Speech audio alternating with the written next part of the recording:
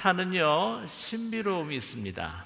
산은 그래서 사람에게 경이로움과 경외심의 원천이었습니다. 그 산의 장엄한 자태, 그 사람에게 상상을 자로잡는 그러한 신비감을 우리에게 선사했습니다. 산은 이 세상과 좀 동떨어져 보이는 그러한 높은 차원의 세상으로 느껴집니다. 산에 오르면 산 아래 보이는 그 세상, 너무나도 이게 작게 보일 때에 우리가 그 아래서 살면서 정말 이렇게 꼭 복달거리면서 내가 왜 저렇게 살았던가, 저렇게 복잡하게 내가 이렇게 살았던가 하는 그런 자각을 가져다 줍니다.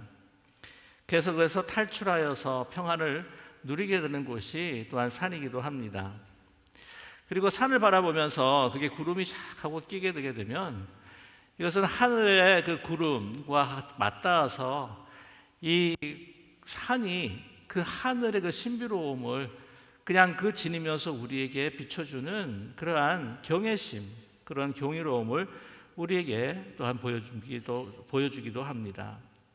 거기에는 다른 신적 존재가 있지 않는가. 그래서 우리 동서고금 막론하고 산에 관한 많은 그러한 신화들과 또한 그러한 설화들을 가지고 있습니다. 이 성경에도요, 여러 산의 그 경이로움과 그 경외함을 품었던 그러한 놀라운 사건들이 많습니다. 세상에서 물에 잠겨 모든 인류가 다 심판받았을 때에 이 노아의 그 식구들과 그 있는 그 생물들이 구원받았던 구원의 방주가 맨 마지막에 머물렀던 것이 바로 아라랏산이었습니다. 믿음의 조상이라고 하는 아브라함, 그 믿음의 결정체였던 이삭을 하나님 앞에 그 명령에 따라서 바치려고 했던 산이 바로 모리아산이었죠. 바로 그곳에 솔로몬 성전이 서게 됩니다. 그래서 그곳이 시온산이 되었죠. 뿐만이 아니라 이스라엘 그 출애굽을 위해서 그 모세가 부르심을 받았던 바로 그 호렙산. 그러나 이제 출애굽한 후에 모세가 이스라엘 백성들을 이끌고 하나님 앞에 나왔을 때에 십계명을 받았던 것도 바로 호렙산이요, 그것이 바로 시내산이었습니다. 바알 선지자 400명을 대항하면서 홀홀단신으로 정말 영적 전투를 벌였던 바로 선지자 엘리야, 그러나 그들을 무찌르고 대승을 거두었던 곳이 바로 갈멜산이었죠. 이렇게 놀라운 하나님의 역사가, 경이로운 역사들이 바로 산에서 이루어졌습니다. 오늘 본문 말씀에도요, 이 산에 놀라운 하나님의 역사가 이루어짐을 우리는 발견하게 됩니다. 오늘 말씀에 예수님께서 베드로와 야고보, 요한 이 세 제자를 데리고 산으로 올라가셨다라고 기록하고 있습니다. 근데 이 산이 어떤 산인지 학자들 간에 많이 분분합니다. 헐몬산일 것이다, 아니면 다볼산일 것이다.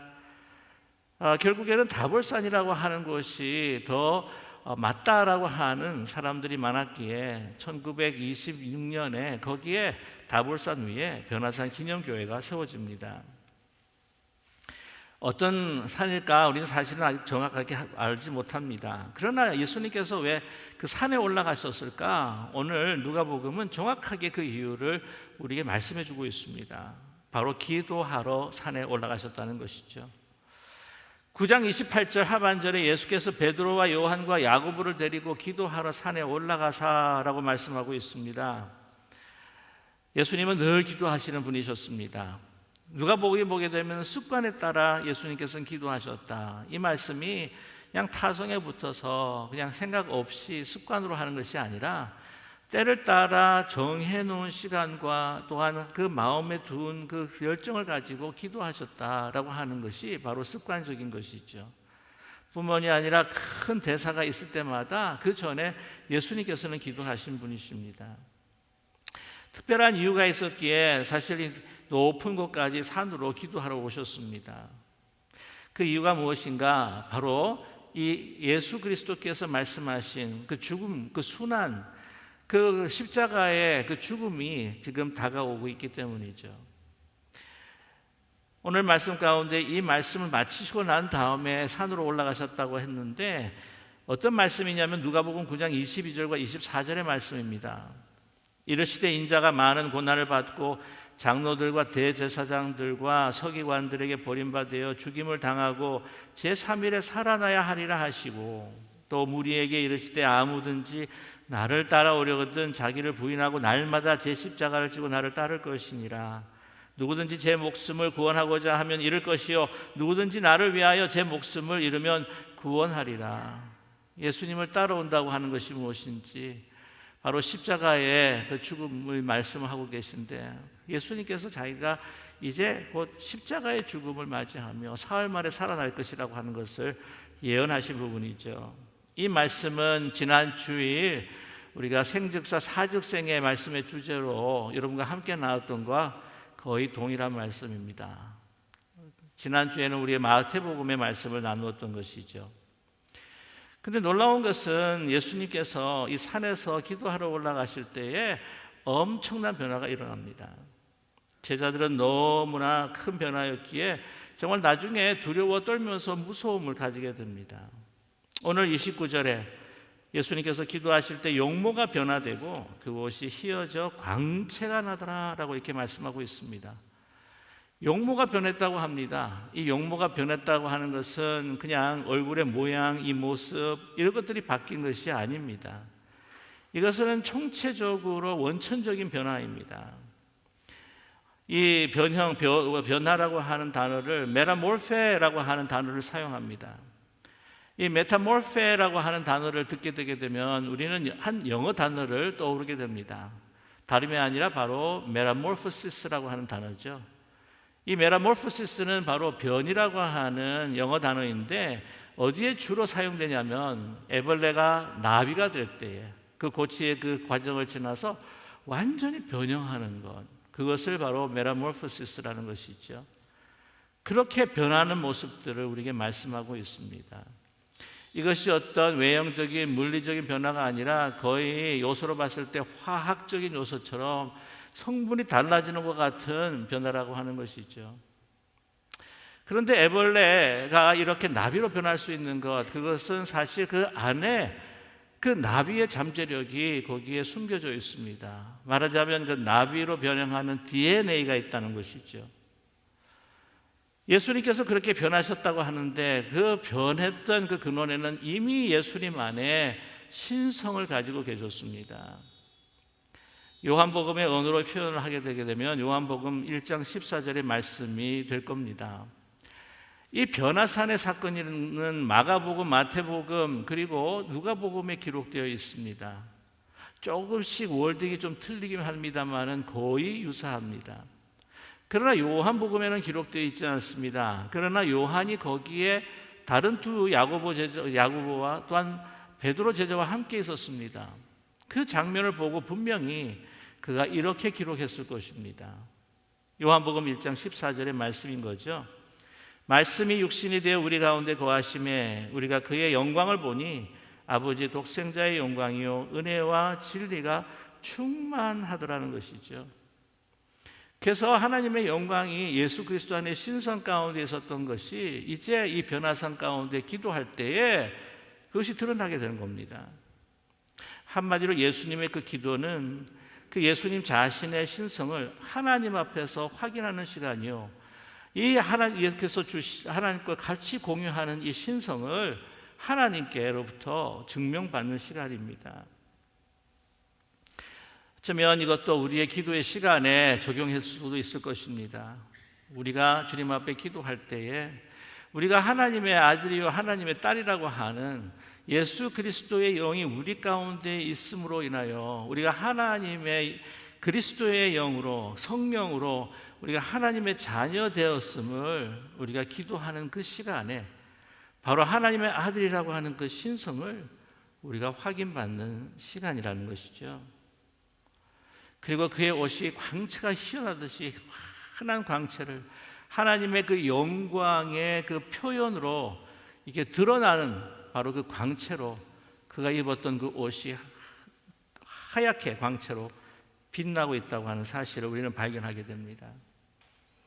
자, 그런데 예수님께서 이 가운데 그 신성의 그 드러남을 이 사건이 이루어지는 이 변화산에서 또 예수님이 누구이신지, 예수님께서 어떤 사명을 가지고 계신 분인지 그것을 이 제자들뿐만 아니라 또한 이것을 우리가 확신받고 확인받는 두 사람을 하나님께서 보내셨습니다. 바로 모세와 엘리야입니다. 한쪽에 모세가 서고 다른 쪽에 엘리야가 섰습니다. 그것은 바로 예수님께서 누구이신지, 예수님께서 어떤 사명을 가지고 계신지를 말씀해 주는 겁니다. 바로 그리스도께서 메시아라고 하는 것. 바로 이 모든 이 구약의 말씀이, 이 율법이 예수님의 그 구원의 역사를 가리키고 있다고 하는 것을 모세를 통해서 우리에게 알려주고 있습니다. 모세의 중요한 것은 율법을 대표하는 사람이죠. 예수님은 바로 이 율법의 완성입니다. 이 구약에서 이야기하는 모든 율법과 사건들은 바로 예수 그리스도의 그 모든 사역과 그 십자가의 죽음과 부활 뿐만 아니라 그 구원의 모든 역사에 대한 그림자일 뿐입니다. 그 그림자가 실체적으로 완성되는 것이 바로 예수 그리스도이십니다. 뿐만 아니라 이 엘리야가 누구입니까? 이 선지자 중에 하나입니다. 그리고 이 선지자는 죽음을 맛보지 않았습니다. 그와 같이 예수님께서도 죽음을 맛보지 않는 영생을 주시는 분이시라고 하는 것을 우리에게 가르쳐주고 계십니다. 뿐만이 아니라 말라기 4장 4절에서 5절까지 보게 되게 되면 엘리야는 바로 예수 그리스도, 이 구세주 또 심판주, 이 세상을 심판하실 바로 종말의 그 심판주가 오실 것을 바로 예언하는 그러한 선지자였습니다. 바로 예수님을 가리키는 것이지요. 예수님은 우리의 구원주, 율법을 완성해서 우리를 구원하시는 분뿐만 아니라 우리의 심판주, 재림주가 되신다는 것을 말씀합니다.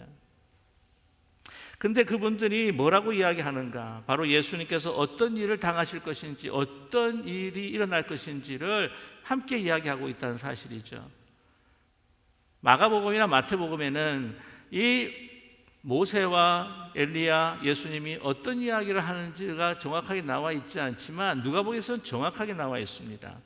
오늘 31절의 말씀인데요, 영광 중에 나타나서 장차 예수께서 예루살렘에서 별세하실 것을 말할세. 여러분, 별세, 죽는다는 말이 아닙니까? 근데 이 변화산 가운데에서 영광 가운데 나타난 정말 시간과 공간을 초월하는 바로 모세, 그리고 이 엘리야, 그리고 예수님이 함께 계신 곳에서 나누는 그 상황, 이 변화산의 영광 속에서는요, 죽음을 죽음이라고 이야기하지 않습니다. 별세라고 이야기하는 거예요. 이 별세라고 하는 헬라 말은 엑소도스입니다. 그리고 영어로 이야기했을 때 이것을 death라고 이야기하지 않고 departure이라고 이야기해요. 떠난다는 겁니다. 여러분, 엑소더스가 무엇입니까? 바로 출애굽기가 바로 엑소더스입니다. 출애굽이 엑소더스예요. 무엇입니까? 예수 그리스도의 그 죽음이라고 하는 것은 바로 우리 모든 인류가 죄에서부터 엑소더스, 그 죄로부터 해방되고 출애굽하는 그러한 사건을 오늘 이 죽음으로 이야기하는 것이죠. 죽음은 그냥 죽음이 아니라는 겁니다. 이것은 죄에 대한 해방이요, 죄에 대한 승리라고 하는 것을 미리 우리에게 선포하신 것이죠. 그런데 오늘 32절에 보게 되면 이 세 제자들, 그런 놀라운 광경, 정말 경이로운, 경탄을 맞이하지 않는 정말 신비로운 하나님의 역사를 보면서도 지금 졸다가 다시 깨어났어요. 베드로와 함께 있는 자들이 깊이 졸다가 온전히 깨어나 예수의 영광과 함께 선 두 사람을 보게 됩니다. 그게 뭐라고 이야기합니까? 이제 두 사람이 이제 떠나게 될 때에, 다 이야기를 마치고 떠나게 될 때에 베드로가 예수께 여짜오되 주여, 우리가 여기 있는 것이 좋사오니 영광을 봤다는 것이죠. 너무 이제 눈을 떠보니 정신이 없었지만은 막 이 말할 수 없는 예수님께서 변화되시고 또한 막 영광 가운데 정말 그 모세와 엘리야를 보게 되고 막 정신이 없습니다. 그때 하는 이야기가 우리가 초막셋을 짓때 하나는 주를 위하여, 하나는 모세를 위하여, 하나는 엘리야를 위하여 하사이다. 그런데 오늘 말씀 가운데 자기가 하는 말을 자기도 알지 못한대요. 한마디로 말하면 아무 말 대잔치인 거죠. 자기가 이해하지 못하는데 그냥 막 나오는 대로, 생각나는 대로 이야기를 하는 겁니다. 여기서 그들의 그 요청이 잘못되었습니다. 뭐냐면 이 모세와 엘리야는 사실 그림자 같은 존재들입니다. 예수님의 그 사역과 예수님의 그 신성, 예수님이 하나님이심이라고 하는 것을 그 보여주는 표적과 같은 사람인데, 초막을 지으려고 하면 예수님 것만 지어야 되는 거죠. 그리고 그 당시에 초막이라고 하는 것은 바로 우상 사람들이, 이방 사람들이 우상을 모시기 위해서 그 산 위에, 그 산들마다, 여러분 다볼산이나 헐몬산이나 여러 산들마다 계속해서 그곳이 신비한 곳이라 생각해서 이방 사람들은 그곳에 이방의 신들의 음막과 이 신들의 그 숙소들을, 그리고 거기 있는 그 장소들을 만들기 시작했다는 거예요. 그처럼 우리도 그렇게 합시다. 그리고 이런 놀라운 영광 가운데서 이제 그래서 여기서 그냥 삽시다. 하산할 필요가 있겠습니까? 하산해서 힘들고 어려운 일들 감당할 필요 없이 그냥 여기서 삽시다 라고 이야기했지만 그것은 잘못된 이야기입니다. 왜냐하면 예수님께서는 이제 그 영광 가운데 그 하나님에게 자신의 진정한 정체성들을 확인받고 다시 내려가셔야만 했기 때문이죠. 내려가셔서 이제는 겟세마네 그 동산에서, 그 동산을 지나서 갈보리 산으로 가셔야 하는 것이 바로 예수님의 사명이었습니다. 근데 거기에서 그냥 초막을 3개를 짓고 있자고요. 아무 말이나 하는 겁니다. 여러분, 여기에서 보면 육신적으로 졸음을 가지고 육신적으로 자는 새 제자들을 발견하게 됩니다. 여러분, 제가 좀 이렇게 말씀을 드려서 외람되긴 하지만 저는 결론적으로 말씀을 드리면 우리가 기도하는 시간, 우리가 말씀을 묵상하는 시간, 하나님 앞에 전심을 드려서 하나님 앞에 예배 드리는 시간은요, 천상이 이 땅에 와서 땅과 하늘이 맞닿는 하나님께서 임하시는 시간이라고 믿습니다. 변화산의 사건이 일어나는, 우리가 다시 새 사람으로, 그리스도의 영으로, 성령으로 새 사람으로 우리가 완전히 다시 태어나고 변형되는 그러한 놀라운 하나님의 시간인 줄로 믿습니다. 그런데 가끔 보면 좀 피곤하셨는지 자꾸 조시는 분들이 계세요. 근데 기쁜 우리 교회는 그런 분들이 별로 없으셔서 정말 감사하죠. 근데 예배에 집중하고 예배의 말씀에 하나님 앞에 기도에 내 마음의 전심을 쏟아하고 이 예배를 온전하게 드리지 않으면요, 딴소리 한다니까요. 자꾸만 하나님의 언어가 아니라 막 인간의 언어를 사용합니다. 하늘의 언어가 아니라, 이 변화산의 놀라운 체험의 언어가 아니라 자꾸 이 세속의 언어를 내뱉는다니까요. 자기 생각대로 이야기합니다. 물론 이제 육체적으로 졸진 않으시지만 또 정신적으로, 영적으로 또 조실 때가 있으면 안 돼요. 영적으로, 정신적으로 조는 게 뭡니까? 딴 생각을 하는 거예요. 이렇게 예배를 드리고 이렇게 말씀을 들을 때는 막 다 정식으로 듣는 것 같은데 정신은 다 다른 데 가 계시는 분들이 계세요. 내가 이거 마치고 난 다음에 누구를 만나야 되는데 이거 어떻게 잘 만날 수가 있을까? 이거 마치고 난 다음에 내가 무슨 일을 하나 해결을 해야 되는데, 그래서 집에서 내가 지금 물이 샌다고 그래가지고 사람이 온다고 하는데 잘 될까? 돈이 얼마나 나올까? 막 이렇게 막 눈을 딱 보면서도 혼미해지는, 그러면 들어도 듣지 못하고 봐도 보지 못하는, 그러니까 자꾸만 이상한 소리를 한다는 겁니다. 이제 그 가운데에서 오늘 말씀 보면요, 그래서 우리가 정말 우리의 기도, 말씀, 특별히 우리 예배 가운데에 이것이 나라에서 주시는 하나님의 변화산의 체험이구나, 하나님의 그 신성이 내 가운데 그리스도의 영을 통해서 나타나고 있구나. 막. 여러분, 전심을 다하고 온전한 예배를 드려야 될 줄로 믿습니다.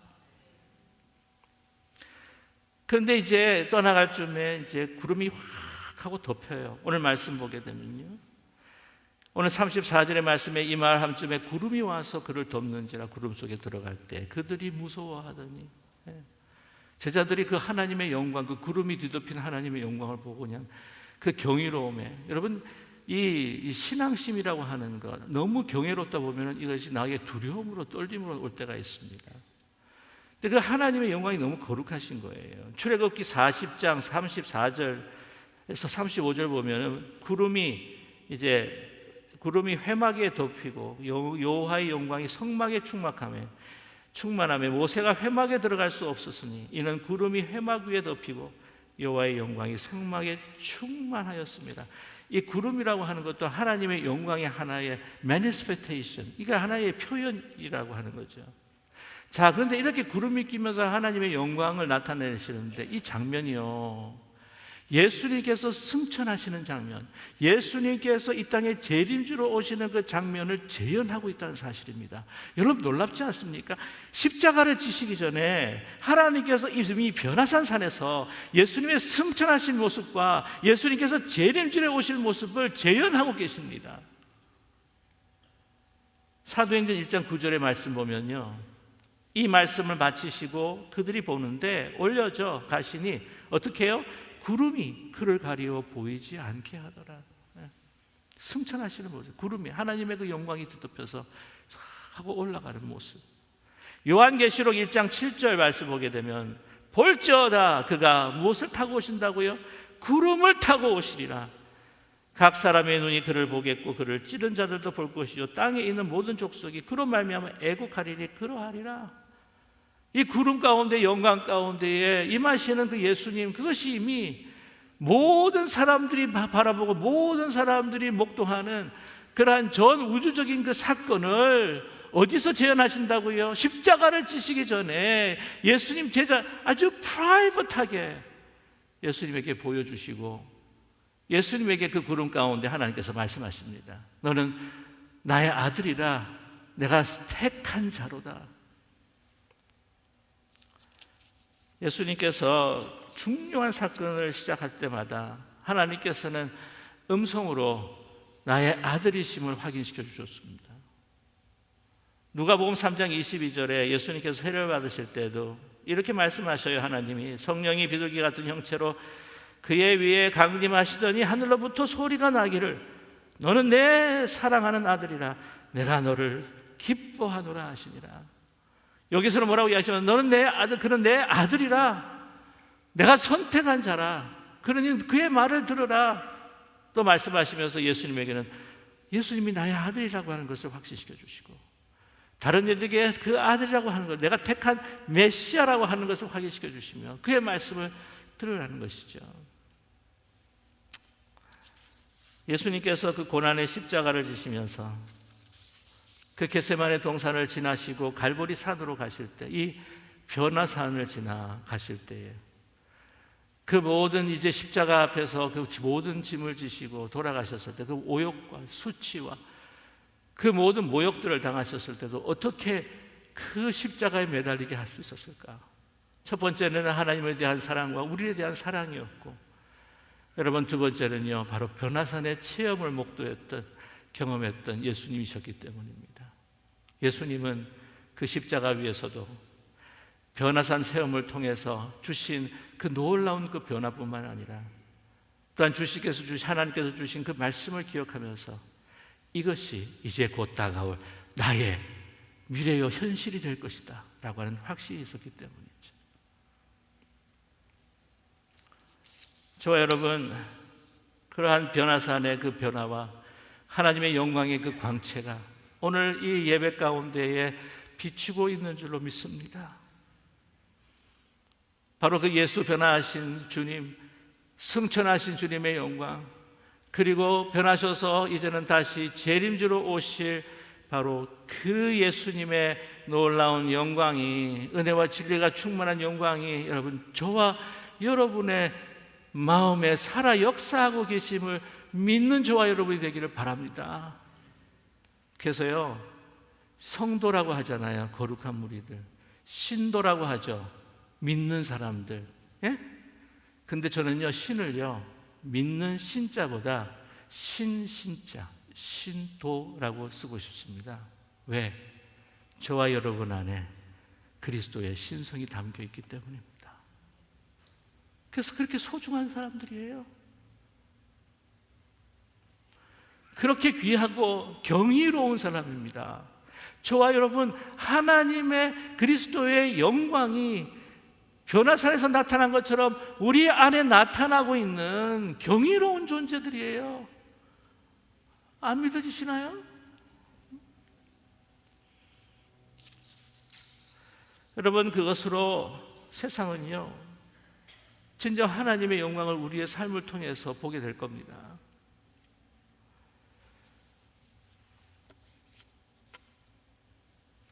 이 서구 사상의 가장 기반이 된다고 하는 현대 철학의 거의 아버지라고 일컬어지는, 여러분, 임마누엘 칸트라고 하는 사람 아십니까? 순수 이성 비판 이렇게 유명한 책들을 냈는데, 정말 어떤 사람들은 읽어도 정말 이해를 못하겠다고 하는 사람들도 있는데, 정말 힘든 이해하기 힘든 철학자 중에 하나죠. 근데 그게 묘비병입니다. 묘비병.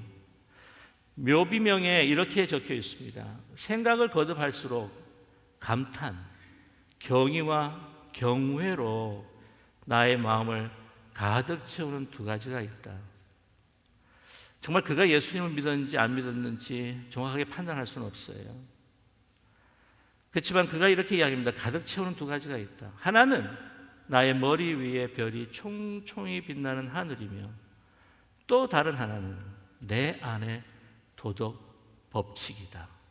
여러분, 도덕 법칙이라고 하는 것이 우리 양심이 이것이 옳다, 그러다 판단해서 행동할 때도 있지만, 여기서 도덕 법칙이라고 하는 건 무엇이냐면은, 사람을 보게 되면 그 사람이 소멸하는, 우리가 생존하는 것의 가장 큰 욕구가 자기의 서바이벌, 계속해서 살아남는 것인데도 불구하고 자기 존재를 소멸하면서 남을 위해서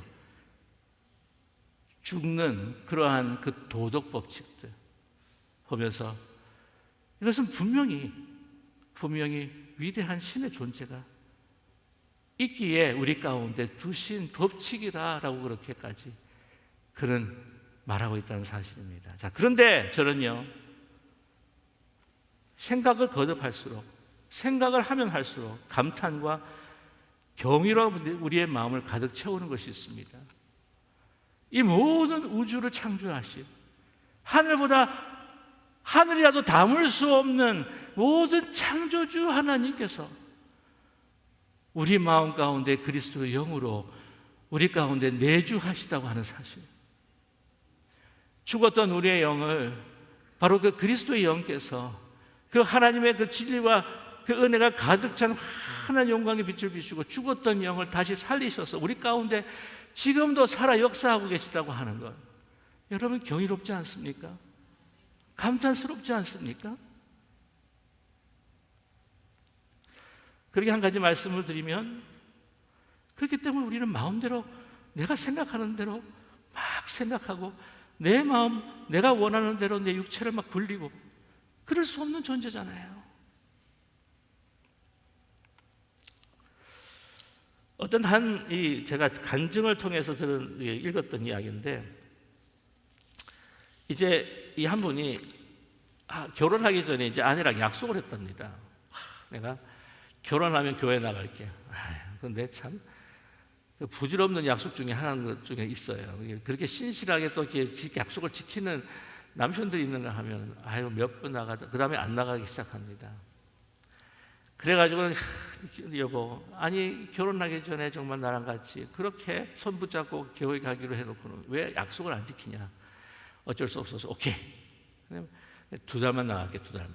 2달 나가서 내가 정말 나한테 유익한 것을 발견하지 못하면 나 안 나가도 되지. 그 2달에 이제 기도하면서 이제 마음을 걸은 거죠. 그래서 2달을 이제 가기로 했습니다.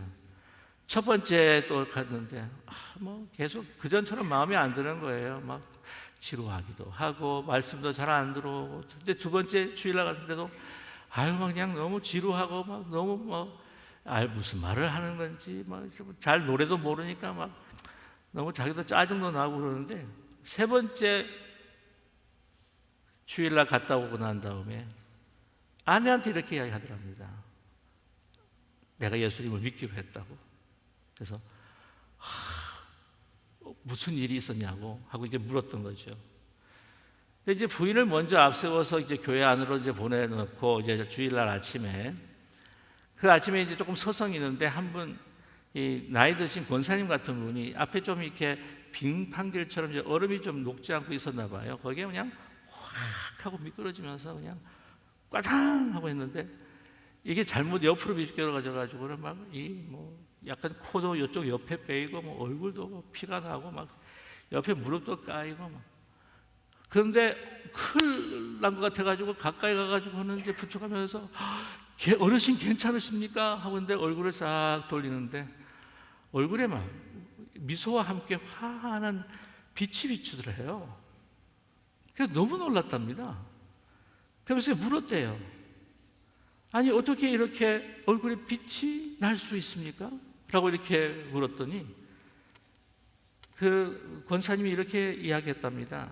만약 당신이 내 주 예수 그리스도를 알고 당신의 삶에서 그의 사랑을 느낀다면 당신의 얼굴에도 같은 빛이 있을 겁니다. 라고 말했대요. 그래서 그가 이렇게 고백을 합니다. 그 어르신의 얼굴에 비친 빛이 제 영혼의 어둠 속으로 비치는 빛과 같았습니다.